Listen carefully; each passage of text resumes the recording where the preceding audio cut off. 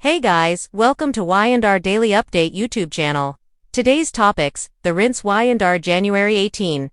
Jack walks Matt Clark into the ranch and puts Victor on the clock. Jack delivers Matt Clark straight to Victor and ties his fate to the AI, triggering a standoff that leaves Victor with no safe move left on The Young and the Restless. In the January 18th episode of The Young and the Restless, Jack walked Matt Clark directly into the Newman Ranch and forced Victor into a decision he could no longer delay. By turning a hidden liability into a visible problem and tying Matt's fate to the future of the AI, Jack removed Victor's ability to control the timeline. For the first time in this conflict, Victor was not shaping the next move. He was reacting to it. Key takeaways: Jack brought Matt to the ranch and offered him in exchange for the AI. Victor refused the deal and insisted on staying in control. Nikki pushed Victor to compromise before things got worse. What happened on Y&R Jack? Peter Bergman and Kyle Michael Mealer arrived at the ranch with Matt Clark, Roger Howarth already in custody.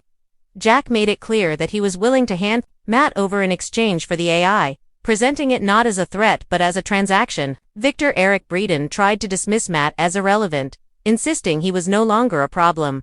Jack did not engage with that framing.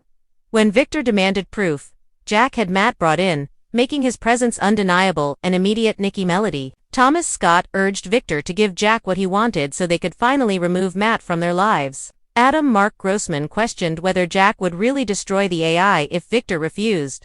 Jack answered simply that he could and that Victor was the one choosing the outcome. Victor refused. Why it matters for Jack and Victor's dynamic. Victor's strength has always come from controlling time and information. He wins by containing problems until he decides how to neutralize them. Jack dismantled that advantage by making Matt visible and urgent, rather than hidden and distant. By walking Matt into Victor's space, Jack showed he was willing to escalate beyond Victor's usual rules of engagement. He did not try to outmaneuver Victor quietly. He confronted him openly and forced him to respond in real time.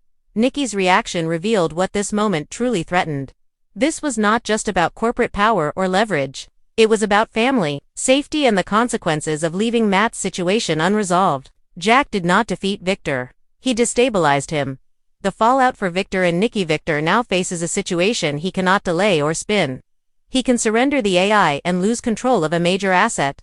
He can refuse and risk Matt slipping away again, or he can try to overpower Jack while knowing the problem is already exposed. None of those options restores Victor's control.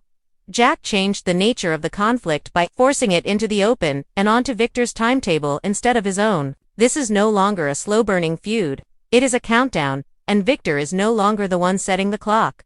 Subscribe our channel for more latest update.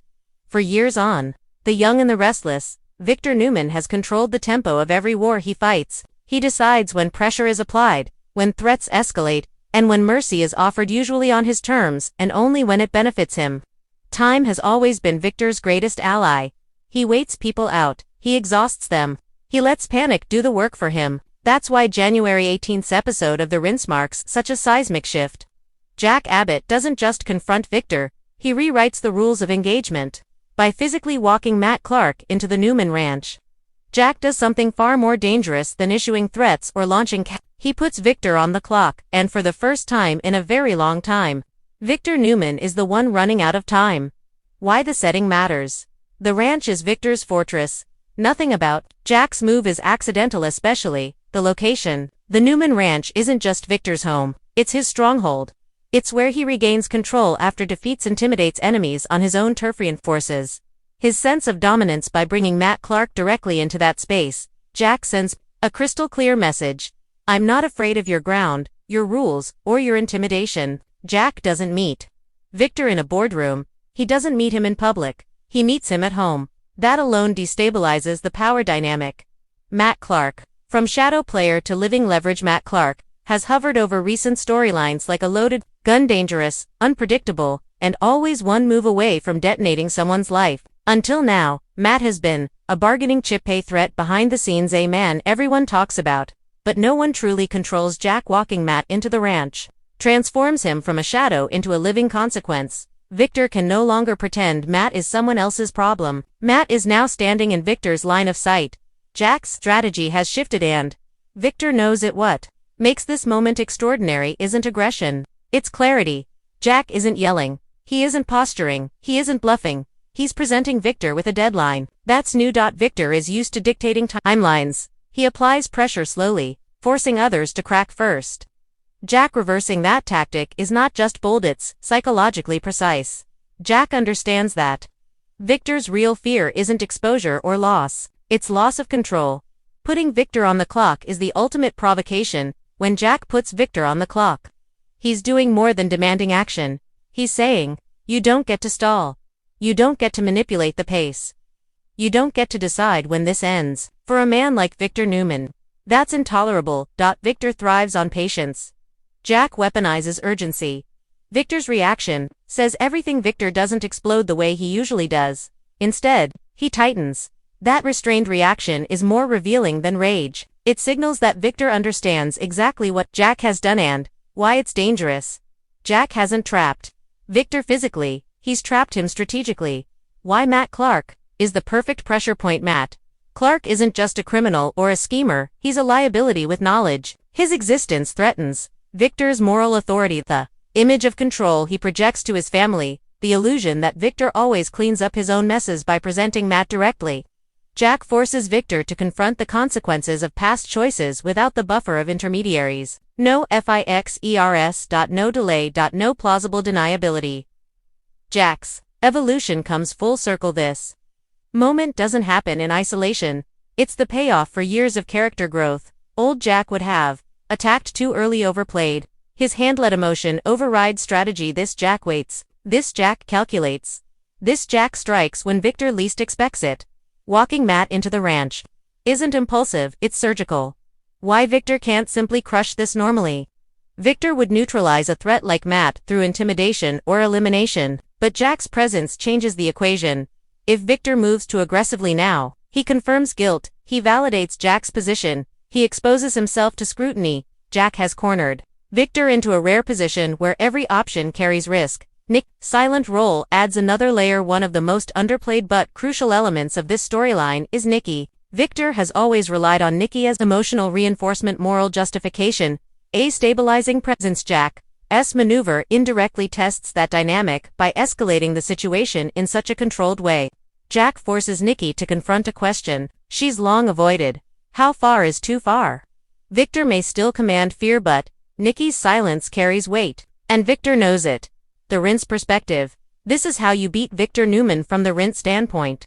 January 18th is a masterclass in how Victor Newman can actually be challenged, not by outspending him, outshimming him, out screaming him, but by denying him time. Victor's greatest victories have always come from endurance. He waits people out until they implode. Jack removes that advantage entirely. That's the genius of this move. The psychological warfare is the real story. This episode isn't about Matt Clark's crimes or secrets. It's about psychology. Jack forces Victor into immediate decision-making, public accountability, a loss of narrative control. Victor is no longer directing the story. He's reacting to it.